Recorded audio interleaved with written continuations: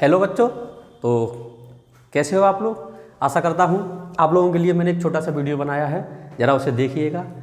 हर कोई देख सकता है, चाहे कंपटीशन का हो, आप लोग हों, आपके भाई बहन हो, उन्हें भी दिखाइएगा। उनसे आप खुद क्वेश्चन करिएगा कि क्या ये बातें बोली गई, क्या ये सही है या गलत है।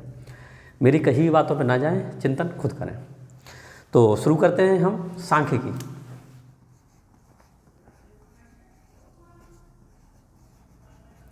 सांख्यिकी टॉपिक जो मैथ 10th क्लास के अंदर है वो आता है, और कम से कम 8 से 10 नंबर का आता है।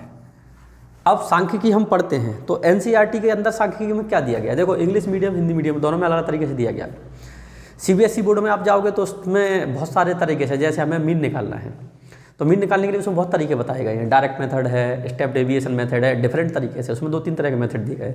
लेकिन हिंदी मीडियम में यूपी बोर्ड के अंदर सिंपल सीधा सीधा तरीका दिया गया है, आंकड़ों का योग बट्टे आंकड़ों की संख्या। एक ही फॉर्मूला लगता है। दूसरा टेबल वाला सवाल आता है, उसमें sigma FI XI upon sigma FI हो जाता है। 2 ही फॉर्मूले दिए गए हैं। अब सवाल 9th और 10th दोनों की बात करते हैं। सांख्यिकी पहले आपको 9th में सिखाई गई थी, मीन निकालना, माध्य निकालना। जब आपने 9th के अंदर माध्य निकालना सीखा था तो आपने पढ़ा था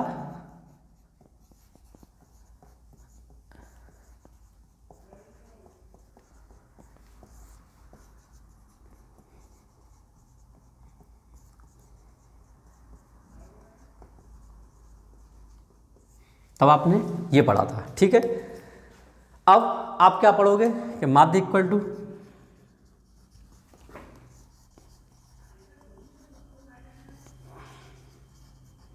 इसे कहते हैं सिग्मा, और इसका मतलब होता है योग, ठीक है। बात वही घूम फिर के आती है। यहाँ XI दे दिया जाता है जो फ्रीक्वेंसी दी जाती है, FI हमारी बारंबारता होती है, XI फ्रीक्वेंसी बोल देते हैं, FI बारंबारता जिसे हम फ्रीक्वेंसी बोल देते हैं। XI हमारा दिया जाता है कि कितने घरों को कितनी बार देखा गया है, तो उसे हम XI कह देते हैं, टेबल के अंदर दी जाती है, और ये वाला हम फार्मूला लगाते हैं। अब जो ये वाला फार्मूला होता है ये आता है जब टेबल रूप के अंदर आता है सवाल। अब टेबल रूप के अंदर 2 तरह के सवाल आते हैं, और बिना टेबल के भी सवाल आता है। 9th में आपने ये पढ़ा होगा। 9th में आपने कैसे माध्य निकाला, जैसे आपको आंकड़े दे दिए गए, कहेगा माध्य निकालिए, तो आपने 9th में माध्य कैसे निकाला था, आंकड़ों का योग बट्टे आंकड़ों की संख्या, यानी कि सारे आंकड़े जोड़ दो। 3 + 5 + 7 + 8 + 4 + 6 बट्टे आंकड़ों की संख्या 1 2 3 4 5 6। इस तरह से निकाल देते थे आप। आराम से आप माध्य निकाल सकते हो इन्हें जोड़ करके, ठीक है। अब टेबल की बारी आती है। टेबल के अंदर आपको 2 तरह की टेबल दी जाती है। एक तो XI सीधा दिया जाता है, और एक दिया जाता है इंटरवल्स के अंदर। जो इंटरवल्स के अंदर होता है उसमें XI आपको फाइंड करना पड़ता है। तो हम सवाल देखेंगे एक एक करके किताब से, और फिर हम सवाल समझने की कोशिश करेंगे। पिछली बार भी पूछा गया है। अच्छा, माध्य के अंदर सवाल ज़्यादातर पूछ लिया जाता है जिसमें एक P दे देता है, किसी फ्रीक्वेंसी को वो P बोल देगा, मतलब F की वैल्यू P रख देगा और कहेगा फाइंड द P, लेकिन उसमें आपको माध्य दे देगा। वो सवाल बच्चों की समझ में नहीं आता है, उसमें P देख करके बच्चे घबरा जाते हैं कि वो कैसे निकलेगा। सिंपल सवाल होता है, ऐसा कुछ नहीं होता है, लेकिन समझने की कोशिश करते हैं और सवाल लेकर के हल करेंगे। तो देखते हैं हम सांख्यिकी। चर बारंबारता।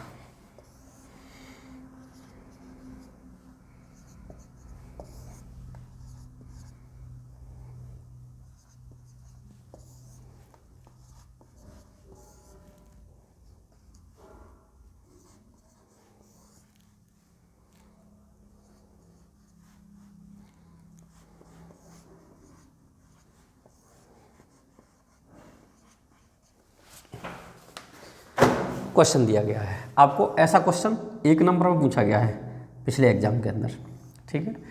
बोला है माध्य निकालिए, ठीक है, माध्य ज्ञात कीजिए।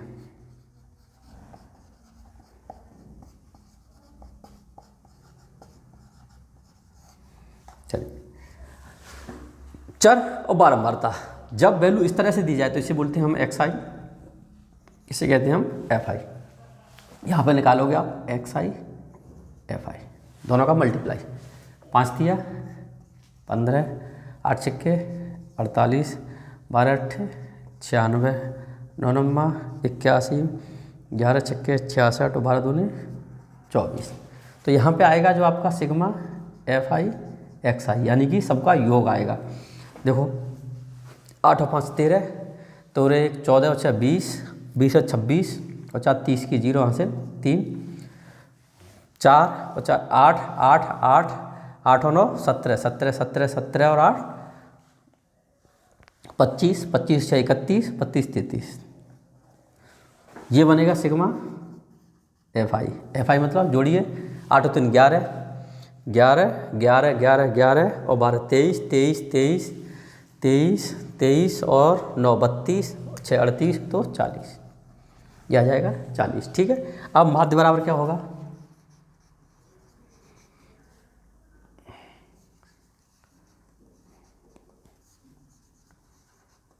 तो क्या हो जाएगा 333/40, 0 से 0 कट गया, 8 चौक 32, 1 8 दूनी 4 दूनी 8, हाँ 4 अट्ठे 32, 1 बचा, 4 दूनी 8 और 4 पन्ना 20।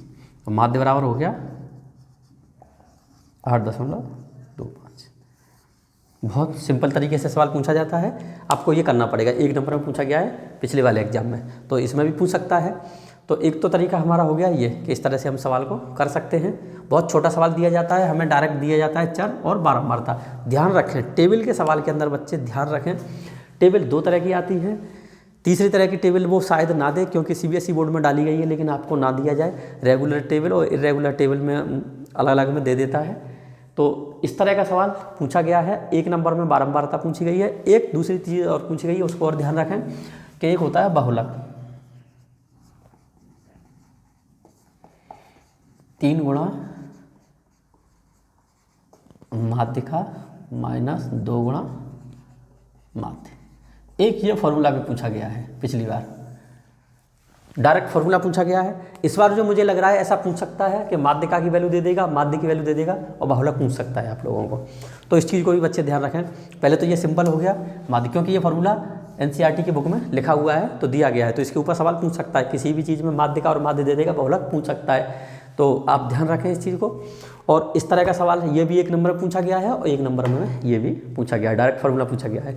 इस बार मुझे आशा है, मुझे उम्मीद है कि इसमें सवाल पूछ लेगा, माध्यिका और माध्य दे देगा, बहुलक पूछ सकता है अगर डायरेक्ट फार्मूला ना पूछा तो अगर बच्चों को फार्मूला याद होगा तभी बच्चे कर पाएंगे, नहीं तो बच्चे नहीं कर पाएंगे इस चीज़ को, ये पक्की बात है। ठीक है, जैसा इसका कोई एक सवाल देख लेते हैं, एक सवाल बना लेते हैं इसका, इसे मैं साफ किए देता हूँ।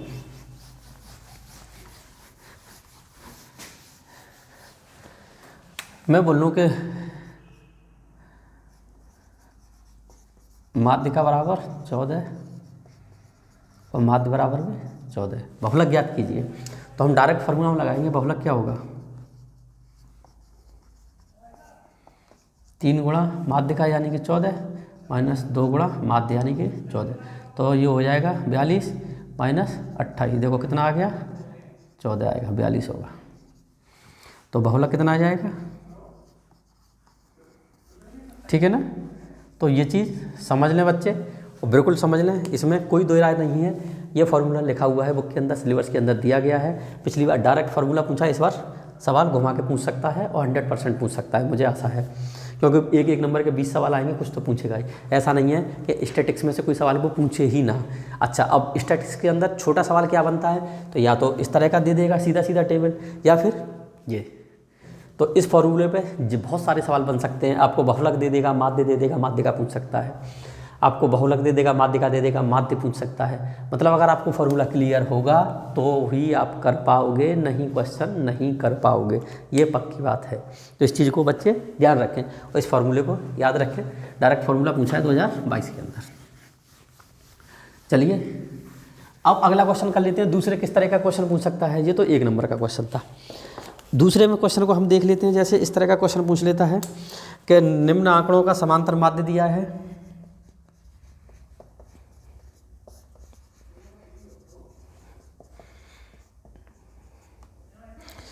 तो के का मान ज्ञात करो।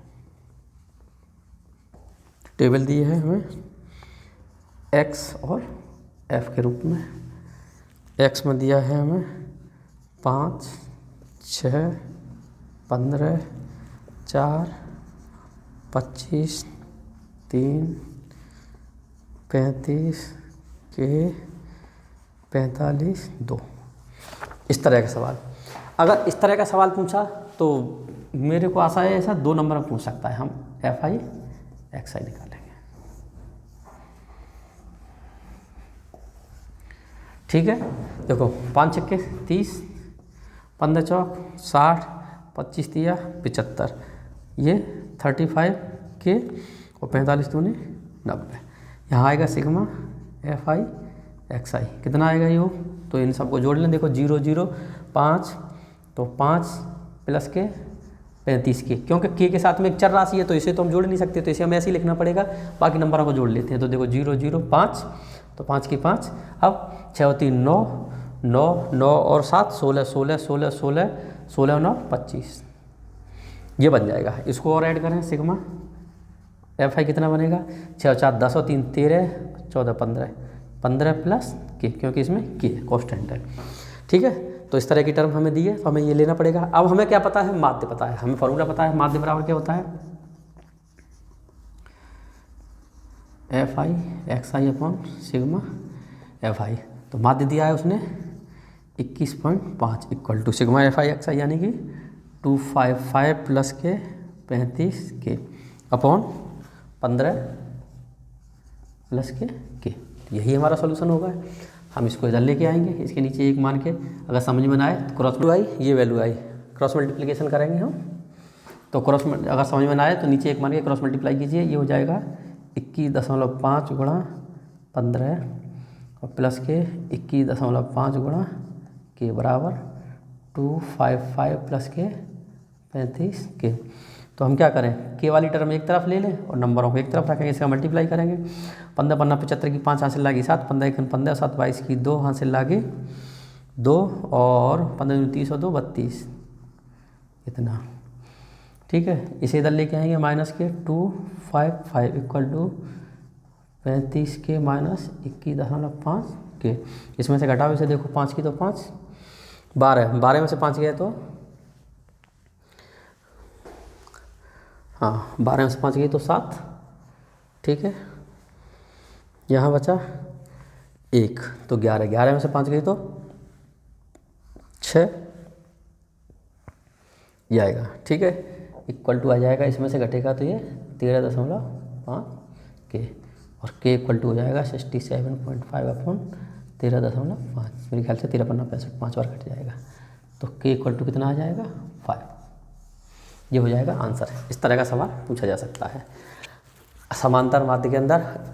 ये 2 तरीके के सवाल हो गए। एक में हमने के पूछ लिया, कांस्टेंट नंबर लिख करके दिया उसने हमें, और एक क्वेश्चन के अंदर उसने हमें दिया डायरेक्ट। दोनों चीज़ों को समझें। इस तरह का सवाल आता है तो इस तरह से करेंगे, डायरेक्ट सवाल आएगा तो उसमें इस सवाल के अंदर आपको समांतर माध्य दिया रहेगा। ध्यान रखें, समांतर माध्य दिया है तो उसका उपयोग करना है। आशा करता हूँ समझ में आ गया होगा। अब इसी में एक समांतर माध्य का तीसरी तरह का सवाल देख लेते हैं जो बहुत ज़रूरी है। ठीक है, चुके हैं।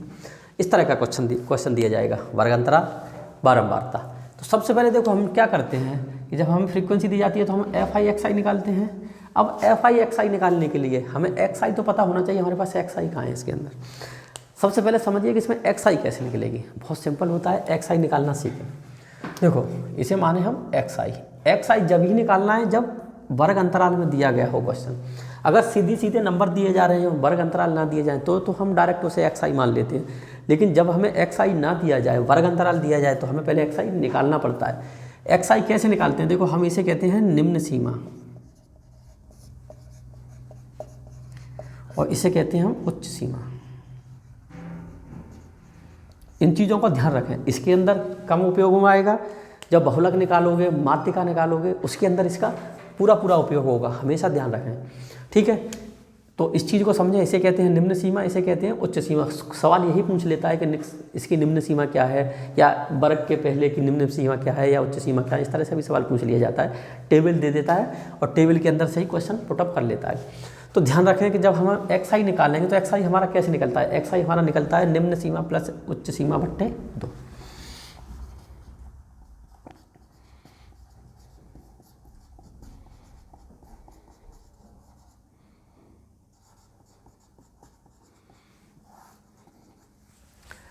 15 और 5 20, 20/2 यानी कि 10 आएगा। देखो 25 और 35 40 यानी कि ये 20 आएगा। अब 2 का डिफरेंस 10-10 से आ रहा है, तो हमें सारे गुणा करने की जरूरत नहीं है। याद रखो 10 20, ये 30 आएगा, ये 40 आएगा, ये 50 आएगा, ये 60 आएगा, ये 70 आएगा, ये 80 आएगा और ये 90 आएगा। फिर आप डायरेक्ट लिख सकते हो। अब देखो आपको FI मिल गया और XI मिल गया। अब आप क्या कर सकते हो, FI XI निकाल सकते हो। 10 तिया 30, 20 चौक 80, 5 तिया 15, 7 चौक 28, 9 पन्ना 45, 7 छिक्के 42, 6 सत्ते 42, 8 पन्ना 40 और 9 चौक 36। अब आप यहाँ पे सिग्मा FI XI निकाल सकते हो, इसे सिग्मा FI बोल सकते हो। निकाल लीजिए आप और आसानी से आप आंसर हल कर सकते हो। 3 8 और 3 11, 11 11 11 11 11 11 और 5 16 16 16 8 24 24 24 24 5 29 29 30 31 32 33 33 और 6 39 की 9 हासिल 3, ये आएगा। ठीक है, अब करते हैं हम माध्य। 25 9 0/50। देखो इससे से काट देंगे। अब इससे भाग दो, 5 25 भाग नहीं जाएगा 9, 5 1 5 4 0 और 5 8 40, तो 51.8 ये आ जाएगा माध्य।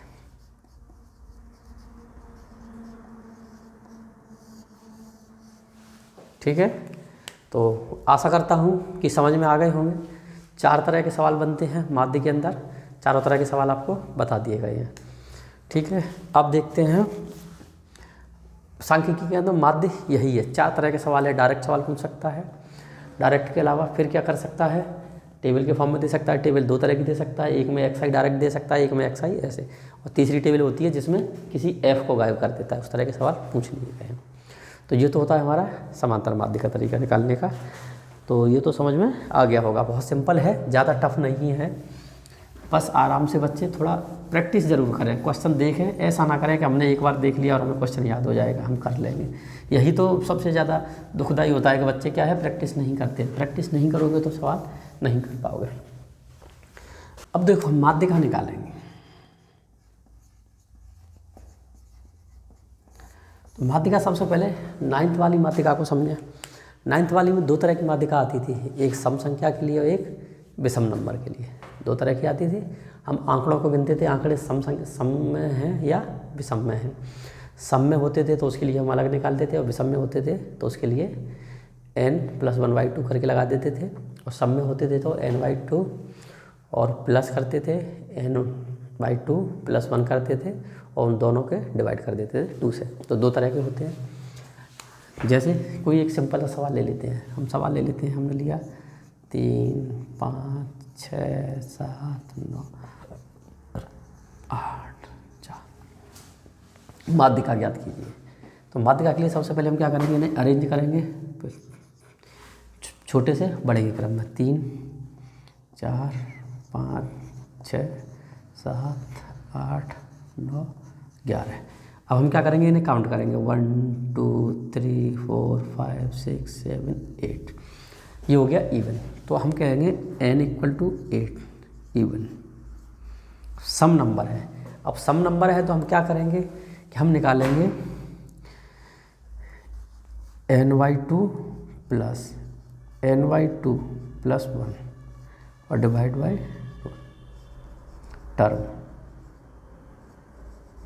टर्म निकालते हैं पहले। ये देखो n/2, n की जगह 8 आया तो ये आएगा 4 और प्लस 4 + 1 यानी कि 2, यानी कि 4th + 5th टर्म बाई 2, यानी कि चौथा और पाँचवा। चौथवा क्या है और पाँचवा कितना है, ये। तो इसका आंसर आएगा 6 + 7/2। 6 और 7 13, 13/2 यानी कि 6.5। ये आ जाएगी इसकी माध्यिका। ठीक है। अगर इसी को मैं इसे हटा दूँ, अब ये रहेगी टर्म 7। अब यहाँ पे क्या हो जाएगा, n = और विषम संख्या है तो माध्य क्या होता है, माध्य का क्या होता है, n+1/2 टर्म, ये टर्म बन जाएगी, यानी कि n+1 करो 7+1/2 यानी कि 8/2 4 फोर्थ टर्म। तो फोर्थ टर्म कौन सी है, 1 2 3 4, तो माध्यिका कितनी हो जाएगी इसकी 6, ये हमारी माध्यिका हो जाएगी। ठीक है, तो दोनों तरीके होते हैं।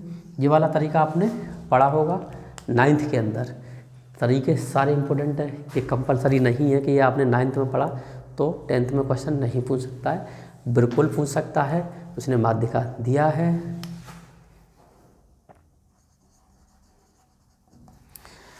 तो वो पूछेगा, उसका हक बनता है। आपने 9th में पढ़ा है, 10th में आपने माध्यिका निकालना सीखा है, तो बिल्कुल पूछ सकता है। तो एक तो तरीका हमारा ये होता है 9th वाला तरीका, तो ये है माध्यिका निकालने का। अब आते हम 10th वाले तरीके में, माध्यिका कैसे निकाली जाती है।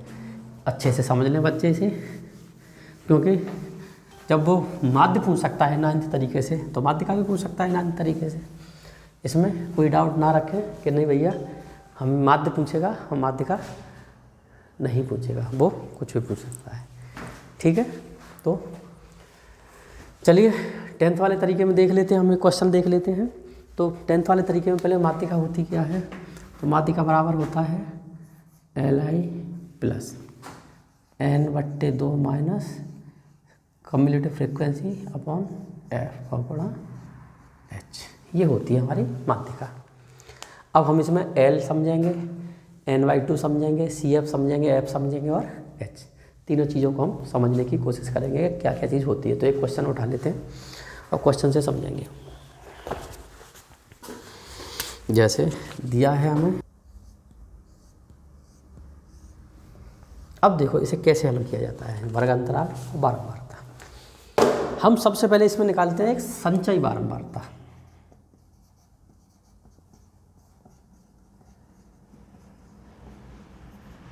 तीसरे खाने को इसे हम लिखते हैं संचयी, CF कह सकते हैं।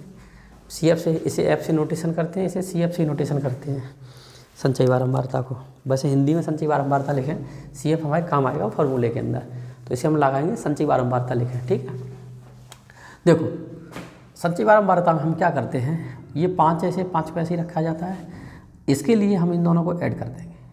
तो 15 और 5 20, इन दोनों को ऐड करो तो 50, 58 और 2 60।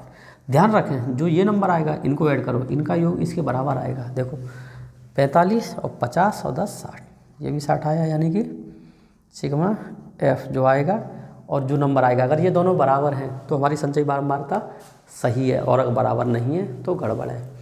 जो ये नंबर होता है इसी को हम कहते हैं n इक्वल टू लिखेंगे हम यहाँ पे 60। ठीक है, अब सबसे पहले हम निकालेंगे इसकी फ्रीक्वेंसी, f हम किसे मानेंगे, तो हम करेंगे f निकालने के लिए करेंगे f बराबर होता है n/2, यानी कि 60/2 कितना आ जाएगा 30। तो 30 देखो, अब 30 किस में है, देखो ये 20 तक है और ये 50 तक है, तो 30 ही आ गया, तो इसे तो कहेंगे हम f। अच्छा, जो ये है इसके ऊपर की होगी CF। ठीक है, इसके ऊपर की CF होगी, ये F होगी, और इसके अंदर ये होगी हमारी L1, और H निकालेंगे तो ये होगा हमारा निम्न सीमा कितनी है 20, और उच्च सीमा 30। तो H होगा हमारा उच्च सीमा माइनस निम्न सीमा, F लिया जाता है उसी के सामने की टेबल दी जाती है, तो कितना आ जाएगा H बराबर 10। ठीक है, H बराबर आ जाएगा 10। L निम्न सीमा को हम इसे L1 कह देते हैं। अब हम फार्मूला में लगा सकते हैं, क्या है हमारा माध्यिका, माध्यिका बराबर L यानी कि 20 प्लस n/2 कितना है मेरा 30 माइनस CF कितना है मेरा 20/F यानी कि 30 और गुणा H 10, यह मेरा आंसर आएगा। अब ध्यान रखें कभी कभार ये वैल्यू 0 हो जाती है तो आंसर ये आ जाएगा, अगर ये वैल्यू कुछ भी आएगी तो 20 से आंसर हमारा बड़ा आएगा। अगर ऑप्शनल सवाल के अंदर पूछ लिया जाए तो इसे ऐसे निकालें, ये हमारी वैल्यू कितनी आ जाएगी, देखो 20 प्लस कितना हो गया है 10 गुणा 10 है ना। तो देखो एक जीरो से हम जीरो घटा दें, 30 खत्म, 3 बच गया। अब हमारी वैल्यू कितनी बची 10/3। वैसे हम लिख सकते हैं, देखो 3.33 कुछ लिख सकते हैं। तो आंसर आ जाएगा हमारा 20 प्लस 3.33, तो यानी कि 30.33, ये हमारा आंसर आ जाना चाहिए। ठीक है, तो ये हमारा आंसर हो जाएगा। माध्यिका इस तरह से निकाली जाती है। एक ही तरीका एनसीईआरटी की बुक में तो एक ही तरीका दिया है ये। ठीक है, यही तरीके से निकालें माध्यिका। संचयी बारंबारता कभी कभार इसे इंग्लिश में कहते हैं कम्युलेटिव फ्रीक्वेंसी, हिंदी में कह देते हैं संचयी बारंबारता। कभी कभार संचयी बारंबारता पूछ लेता है, या कभी कभार एन की वैल्यू भी पूछ सकता है। ये टेबल दे देगा, ऐसे नहीं देगा, कहेगा एन बताइए, तो आपको सॉल्व करके निकालना है। चेक जरूर करना, जो एफ दिया जाता है उसका योग और जो एन होगा उन दोनों का योग क्या होगा, बराबर, तभी आपका आंसर सही आएगा। तो एन बराबर 60 होता है। जो नीचे योग आता है आखिरी वाली टर्म होती है उसी को यहाँ पे हम एन कह देते हैं। ठीक है, इस तरह से ये क्वेश्चन सॉल्व किया जाता है। पूछा गया क्वेश्चन है, मतलब पूछा गया क्वेश्चन इन द सेंस एक सवाल बहुलक से पूछा जा रहा है, एक माध्य से और एक माध्यिका से, तीनों चीज़ों से सवाल पूछा गया है 22 का एग्जाम जो हुआ है उसके अंदर। ठीक है, तो आशा करता हूँ ये चीज़ समझ में आ गई होगी। मैंने एक ही तरीका देखा है ये। अच्छा, एक तरीका और दिया जाता है इसमें, उसमें कम्युलेटिव फ्रिक्वेंसी दे दी जाती है। उस तरीके को देखते हैं, इस किताब में दिया है कि नहीं। आपकी किताब में दिया है, सिर्फ एक ही सवाल दिया गया है और एनसीईआरटी में मेरे ख्याल से वो क्वेश्चन नंबर 3 है। इतने से कम, इतने से कम, 20 से कम, फिर 25 से कम, 30 से कम। तो उसमें जो एफ आई जिसे हम यहाँ पे मानते हैं एफ, वो एफ ना, उसमें वो कम्युलेटिव फ्रिक्वेंसी संचयी बारंबारता दी जाती है। उसमें से पहले हमें एफ निकालना पड़ता है, वहाँ पे वो ट्विस्ट है एक उस क्वेश्चन में। मेरे पास एनसीईआरटी की बुक नहीं है, देखो अगर इसको तो क्वेश्चन इस बुक में ऐसा सवाल दिया होगा तो मैं ज़रूर कराऊँगा। ठीक, दिया है, एक सवाल मिल गया है। जो दूसरा तरीका है उसे भी हम कर लेते हैं। सवालों की प्रैक्टिस जरूर करें बच्चे, ये चीज़ें ज़रूर समझ रहे, फॉर्मूले में क्या चीज़ किसको माना जाता है, किसे क्या माना गया है, ये चीज़ ज़रूर याद कर लें बच्चे। ठीक है, अब देखो दूसरा तरीका है, वो क्वेश्चन एक मिल गया है, कर लेते हैं। आपको सवाल ऐसे दिया जाएगा, जैसे के अंदर आपको माध्यिका कैसे निकालनी है। बहुत सिंपल क्वेश्चन है, ध्यान से समझें पर बच्चे। इसमें थोड़ी सी ट्रिक यूज कर ली जाती है, क्योंकि इसके अंदर उसने हमें वर्ग अंतराल नहीं दिया है। पहले हमें वर्ग अंतराल निकालना पड़ेगा, और वर्ग अंतराल के बाद में जो ये चीज़ दी गई है, ध्यान रखें, ये एफ नहीं है, ये फ्रीक्वेंसी नहीं है, ये कम्युलेटिव फ्रीक्वेंसी दी जाती है इसके अंदर। कम्युलेटिव फ्रीक्वेंसी से हमें फ्रीक्वेंसी निकालनी पड़ेगी, वो हमें बहुत ज़रूरी है। देखो टेबल कैसे बनाएंगे। पहला लिखेंगे हम 140 से कम। देखो 140 से कम उसने हमें कितना दिया है, 140 से कम हमें उसने 4 दिया है। ठीक है, हम इसे 4 मान लेते हैं। अब देर कह रहा है कि 145 से कम। अब यहाँ पे समझें, 145 से कम, देखो 140 तक का तो हम लिख चुके हैं, तो हम यहाँ पे 140 से तो कम वाले तो हम लिख दिए। अब हमें 145 तक ही जाना है, क्योंकि 140 से कम वाले तो हम लिख चुके हैं। यहाँ पे क्या है, ये भी 4 है तो ये भी 4 है। ठीक है, ये हमारी एफ आई आएगी, और मेरे ख्याल से ये संचयी बारंबारता दी जाती है।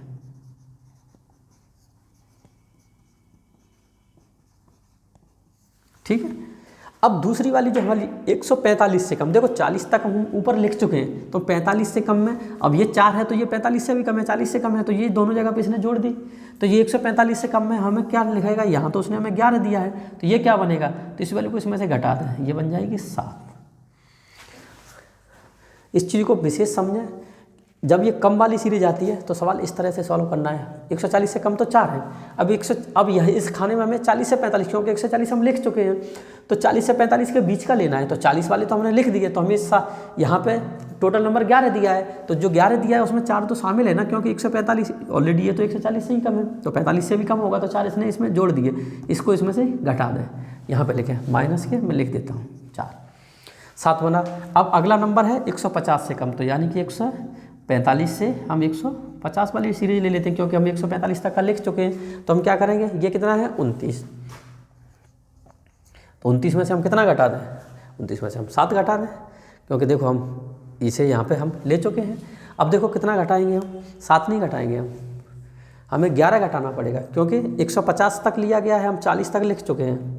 तो ये 29 तो 150 तक का दिया गया है, 150 तक का ही तो दिया गया है ना, 129 वाला। हाँ, 129 वाला हमें 50 तक का दिया गया है, तो 50 में तो ये भी आ रहा है और ये भी आ रहा है, तो हम क्या घटाएं, और ये इसमें ये आ रहा था तो हम क्या घटा दें, इसमें से 11 घटाएंगे, ऊपर वाले को घटाते चले जाएंगे, ऊपर वाले को घटाएंगे तो ये आ जाएगा 19। ठीक है, अब 150 से 160 तक पहुँचेंगे, नहीं 55 तक, 5 का इंटरवल है। 155 से कम कितना है 40, तो हम 40 में से कितना घटाएं, यहाँ 29 घटा दें 40 में से, तो कितना बच जाएगा 11। अब 155 से 160, 155 से 60 कितना दिया है 46, तो 46 में से हम कितना घटा दें 40, कितना बच जाएगा 6, और 160 से 165 कितना दिया है हमें 51, 51 से कितना घटा दें 46, कितना बचेगा 5, ये आई। ठीक है, आशा करता हूँ कि ये चीज़ आपकी समझ में आ गई होगी। ये टेबल बनेगी, ये टेबल इस तरह से क्रिएट होती है, इस तरह से ये वैल्यू निकाली जाती है। ठीक है, तो देखो ये 51 जे FI होता है सिग्मा। ठीक है, अब हमें क्या निकालना है, माध्यिका निकालनी है, तो सबसे पहले हम क्या निकालेंगे, फ्रीक्वेंसी। F बराबर क्या होता है N/2, यानी कि 51/2, यानी कि 25.5। ठीक है, अब देखो 25.5 किसके बीच में जा रहा है हमारा, तो हम सीरीज देखें, हम 25.5 किसके बीच में जा रहा है वैल्यू, तो हाँ इसमें देखें क्योंकि फ्रीक्वेंसी आएगी, तो 25.5 हमारी कहाँ तक जा रही है 18, 11, 29, ये 29 वाली रेंज में आ रही है, तो 29 वाली रेंज में क्योंकि ये तो 11 तक और 11 से ऊपर 29 इसमें है, तो 25.5 इसके अंदर आएगी, तो ये वैल्यू हमारी क्या हो जाएगी F, और ये ऊपर वाली वैल्यू क्या बन जाएगी हमारी CF बनेगी। ठीक है, तो हमें सारी चीज़ मिल गई, F मिली, तो हमें ये क्या मिल जाएगा लोअर लिमिट, और H कितना हो जाएगा मेरा 5 का अंतर है। अब मैं लगा सकता हूँ डायरेक्ट माध्यिका इक्वल टू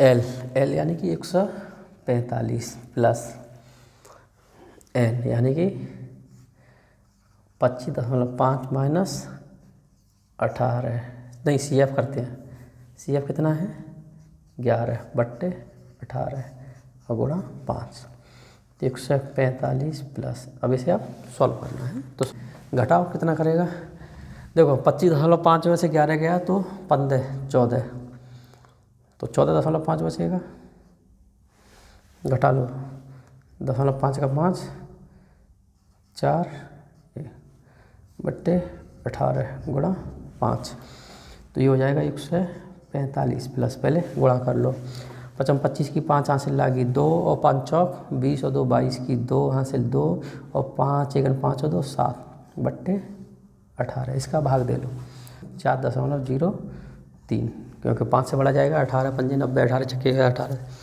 बढ़ा जाएगा, तो ये वैल्यू आ जाएगी 145 प्लस 4.03, हो जाएगी 149.03, ये हो जाएगा इसका आंसर। इस तरह से इसकी माध्यिका निकलेगी। ये सवाल रहता है थोड़ा 2 नंबर में पूछ सकता है, 3 में भी पूछ सकता है इस तरह के सवाल को। सच जो ये है मैंने दोनों तरह की टेबल बता दी, एक इस तरह की टेबल और एक इस तरह का।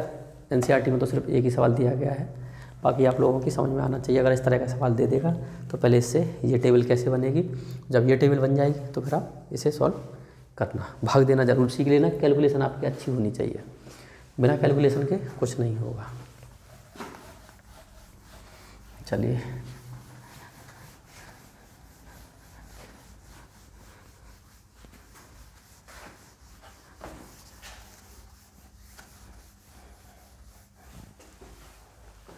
तो हमने देख लिया, माध्यिका देख ली, माध्यिका के सिर्फ यही तरीके दिए गए हैं यूपी बोर्ड के अंदर।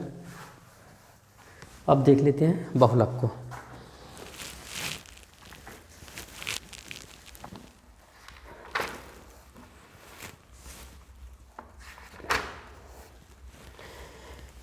एक ही तरीका दिया गया है, इसमें कुछ नहीं है। बहुलक को देख लेते हैं हम। बहुलक हमें 2 तरीके से पूछ सकता है।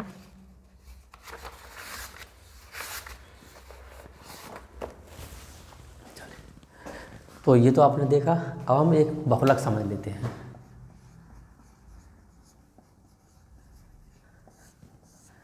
देखो बहुलक समझ लेते हैं। बहुलक समझने के लिए हमें सारी चीज़ें समझनी चाहिए। बहुलक क्या होता है? जो ज़्यादा बार आता है हम उसे बहुलक कहते हैं। अब ज़्यादा बार आता है तो हम उसे देख लेते हैं। देखो आपने 9th में बहुलक पढ़ा है, अब 10th में पढ़ने जा रहे हैं। 10th में टेबल के 2 तरह से बहुलक पूछ लेता है, सवाल करके देख लेते हैं। चलिए, तो सबसे पहले जैसे सीरीज दे दी जाए आपको 2 3 6 8 4 5 4 2 4 9 4 3। सबसे पहले हम क्या करते हैं, अरेंज करते हैं छोटे से बड़े के रूप में। पहले लिखो 2 कितनी बार आया, 2 बार आया है। 3 कितनी बार आया, 1 2। फिर 4 देखो 1 2 3 4। फिर 5 1 बार आया, 6 1 बार आया, 8 1 बार आया, 9 1 बार आया। अब इसमें पूछेगा बहुलक, तो बहुलक का मतलब वो जो सबसे ज़्यादा बार रिपीट होता है उसे हम बहुलक कह देते हैं। इसका बहुलक कितना हो जाएगा, 4। जो नंबर सबसे ज़्यादा बार आया होता है उसी को हम क्या कह देते हैं, बहुलक कह देते हैं। एक तो क्वेश्चन इस रूप का आता है, ठीक है, ये आपने 9th में पढ़ा है, ठीक है। अब 10th वाले चीज़ को बहुलक को समझ लेते हैं हम। 10th के बहुलक को कैसे समझेंगे, देखते हैं क्या कर सकते हैं हम, क्या नहीं कर सकते हैं, समझने की कोशिश करते हैं। 10th में क्या कर सकता है, वो आपको एक सीरीज के रूप में दे सकता है। जैसे उसने बोला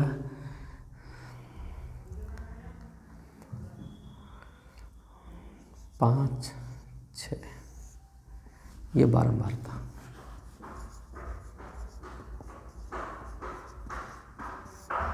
ठीक है। और ये क्रम दे देगा कुछ भी, एक्स आई कह दो इसे, ये एफ आई, ठीक है। फिर 8 9 बार आया, 10 2 बार आया, 11 3 बार आया, ठीक है। 12 4 बार आया। पूछ लेगा इसमें बहुलक बताओ, तो बहुलक का मतलब होता है जो सबसे ज़्यादा बार आता है। ये होता है, ये फ्रीक्वेंसी नंबर होते हैं। 5 कितनी बार आया है, 6 बार।